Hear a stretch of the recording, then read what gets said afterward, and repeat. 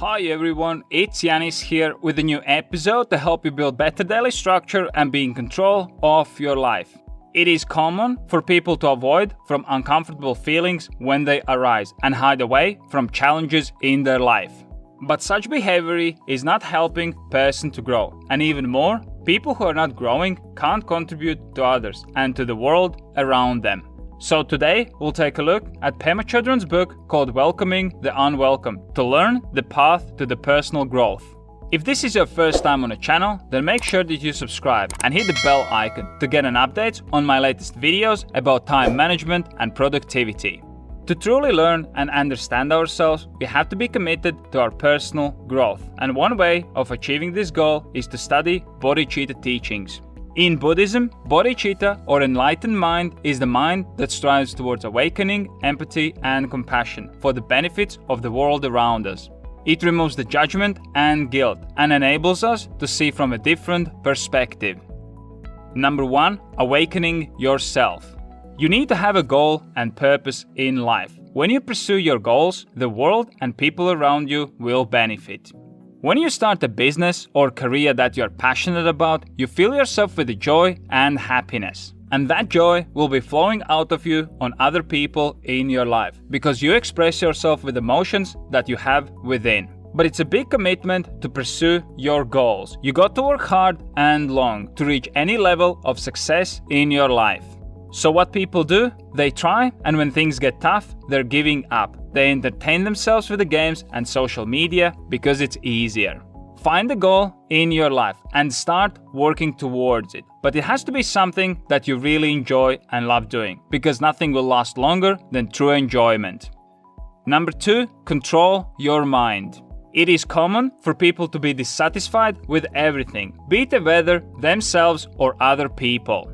Everything is labeled as good or bad. Is the knife good or is it bad? If someone is being attacked, the knife might seem to be a bad thing. But if you need to cut a piece of meat, the knife is a good thing. The point is that knife is not good or bad. It just is. It all depends on the context of things. If you're a farmer in a dry season, then you'll pray for the rain because it's good as it will help you to grow the crops. But if you have to go to the work without an umbrella for an hour, then you will hate the rain and it will be a bad thing. To improve, start noticing yourself when you're labeling up things as good or bad and see if you can trace back where the feelings are coming from. If you keep doing that, it won't be long until you start to control your mind and stop judging things. Number 3, recognize your ego. In Buddhist teachings, the ego is part of us that is in regular conflict with the reality. Ego wants stability and always be in control. But the life is not stable. Life is changing all the time. You are not the same person that you were last year, last week, or even yesterday. As humans, we forget things, make mistakes, and fail. But our ego doesn't want to recognize and accept it. We have to accept the fact that not always things will be going according to plan. We will make mistakes and we will fail. And that's okay, because failures are part of life, and they are also opportunities to reflect and grow as humans. Number 4, growth opportunities in low moments. In hard times, people only see negative. If someone loses their job, they see it as end of the world because their finances are under risk. But people who lose their job often find a better job because they were stuck in a previous role forever.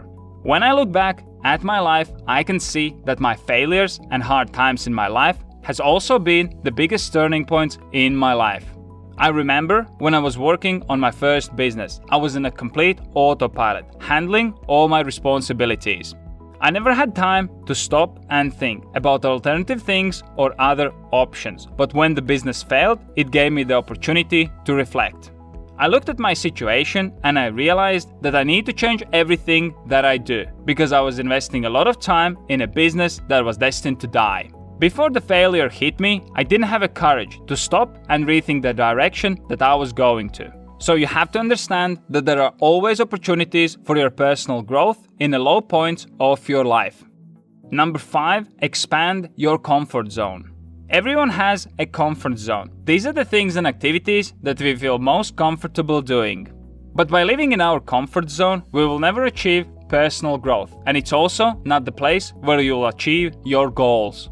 There are 3 zones in our life. In the center, there is comfort zone. Just outside that, there is a learning zone, and just outside that, there is excessive risk zone. More time you spend in your learning zone, more confident you will become, and soon, what was once your learning zone will become your comfort zone. Try not to jump in the risk zone straight away, as that might damage your confidence, and that will push you even further back into your comfort zone. The art here is to take little steps towards your personal growth. If you want to start running, then start with shorter distances, few times a week. Once you build your confidence that you can do it, then you can start to take on longer distances and eventually participate in competitions. Number 6, use the right tools. So what are the best tools that you can use on your personal growth journey? They're the people that you surround yourself with and the environment that you create for yourself. While it is true that you'll have to put in a lot of work on your own personal growth, the people you spend your time with have a huge influence on us. If your friend is constantly judging other people or even themselves, then you'll subconsciously adopt this behavior as well, and that will block your road to your personal growth. I hope that this book review gave you some ideas that you can practice to embark on your personal growth journey. I have a question for you guys. How much time per week you spend on your personal growth? Go ahead and drop your answer in the comments below. Or if you don't have a time to leave a comment, then just think about it for a few seconds. Maybe these few seconds will awaken you and create a desire to make changes in your life. If you enjoyed this video, then make sure you hit that like button. And if you have any questions about time management or productivity, then leave them in the comments section below. If you enjoyed this video and you are interested in productivity and time management, then check out my free mastermind coaching program where I teach my complete productivity framework, starting from setting out a vision and then breaking it down into goals, projects, and actionables. It's a live coaching environment where I do consistent live coaching videos as well as Q&A sessions so you can ask me questions and get instant answers. Join now and take your productivity to the next level. I'm looking forward to seeing you inside.